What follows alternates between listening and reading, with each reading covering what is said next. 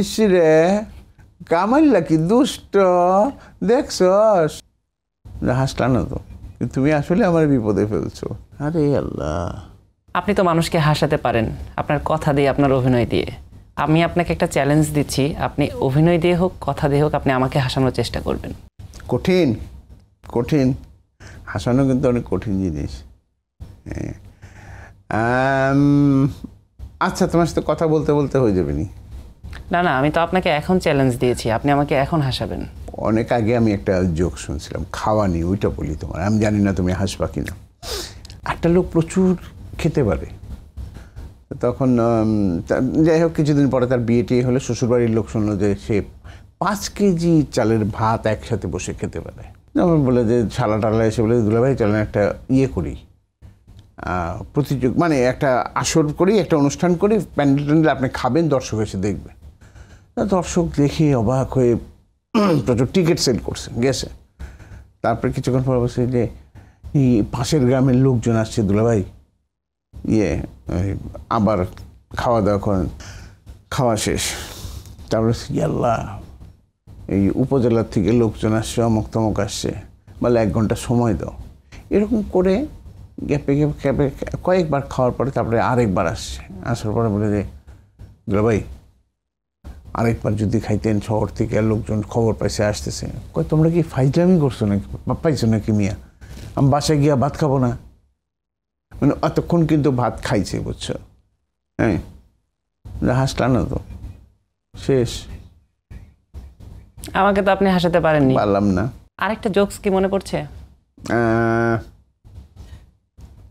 ধুম করে জান, আমি আপনাকে কথা দিচ্ছি, এবার আপনি আমাকে যে জোকস শোনাবেন আপনাকে খুশি করার জন্য, আপনাকে জিতে দেওয়ার জন্য আমি হেসে দিব। আমাকে প্রোডিউসারে বলেছে আমি যাতে হেসে দিই। আপনি যেটা করবেন এবার আমি হেসে দিব। চিন্তা করে সব কিছু এইরকম গিজ গিজ করে সারাক্ষণ মাথার মধ্যে, এখন একটা জোকস মনে আসছে। আচ্ছা ভাইয়া, তাহলে আপনি আমার কাছে হার মেনে নেন। নিলাম, যাও। যেহেতু হার মেনে নিচ্ছেন, হেরে গেলে তো শাস্তি পেতে হয়। আপনি বলেন যে আপনি কোন শাস্তিটা পেতে চান। গান শোনাবেন আমাকে? এটা তুমি শাস্তি পাবা, দর্শকরা শাস্তি পাবে। না না, আপনি তো আমাকে হাসাতে পারেননি, আমি তো জিতে গেছি। না, কিন্তু তুমি যে শাস্তি আমাকে বলো যে কি শাস্তিটা নিতে চান, আমি তো নেওয়া হবে না। আমি যদি গাই তুমি শাস্তি পাবা। তাহলে আমি এরকম শাস্তি পেতে চাই, আমি আমার দর্শককেও এই শাস্তি দিতে চাই। আল্লাহ, এতদিন অনেকে জানতো আমি ভালো গান গাই, কিন্তু ওইটা থাক না তাদের মনে। না, এই যে যারা জানতো তাদের সেই ভুল আমি ঈদের আনন্দে ভেঙে দিতে চাই। হায়, এই যেই গানই গাই ওনারা যদি আমাকে পায় আমাকে মারবে, তো তখন কি করবো? না, ওই প্রোটেকশন আমাদের প্রোডিউসার আপনাকে দিবে। আচ্ছা, আমার খুব প্রিয় একটা গান আছে, ওটা দ্বারে কাছে একটু গাইতে পারি। হ্যাঁ, সেটা 2 লাইন গাই। মাফ করে দিন আপনারা, দর্শকরা আমরা মাফ করে দিন, কানে আঙ্গুল দিয়ে শুনেন। গ্রাম ছাড়া ওই রাঙা মাটির পথ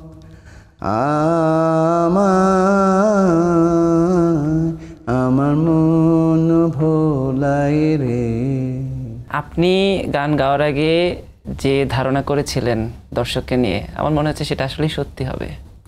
দেখছো, এতদিন লুকায় রাখছিলাম, তুমি সেই আমার সুপ্ত জঘন্য প্রতিভাকে সামনে নিয়ে এলাম। তুষার ভাই, আমি আপনাকে আজকে অনেক সময় দিয়েছি, অনেক সুযোগ দিয়েছি আমাকে একটু হাসানোর জন্য। যেহেতু কোনোভাবেই কোনো কাজ হচ্ছে না, কিরকম ব্যর্থ আমি চিন্তা করো। যেটাই হোক, আসলে আমরা ব্যর্থতা নিয়ে তো যেতে চাই না, সারাটা সময় আমরা আনন্দ করতে চাই এবং আনন্দ নিয়ে বাড়ি ফিরতে চাই। আর আমার এখন আনন্দ আসবে একটা কাজ করলে, যদি আপনি আপনার অভিনীত যে কোনো চরিত্রের বিশেষ কোনো ডায়লগ আমাকে শোনান। আমার একটা ডায়লগ অনেক বেশি মানে ইয়ে ছিল, এখনও অনেকে বলে, অনেকে মনে করেন, সেটা হলো ইতিকথা নাটকের একটা কথা ছিল। ওটা আমার তো একটু মেইলে একটা ক্যারেক্টার ছিল, ডায়লগটা ছিল, দেখছো কামাইল্লা কি দুষ্ট। আমার ওইটা মনে হলো, তখন আমি এটা বলছি যে ওই শব্দটা তখন প্রথম ইউজ করি, ইসিরে শব্দটা।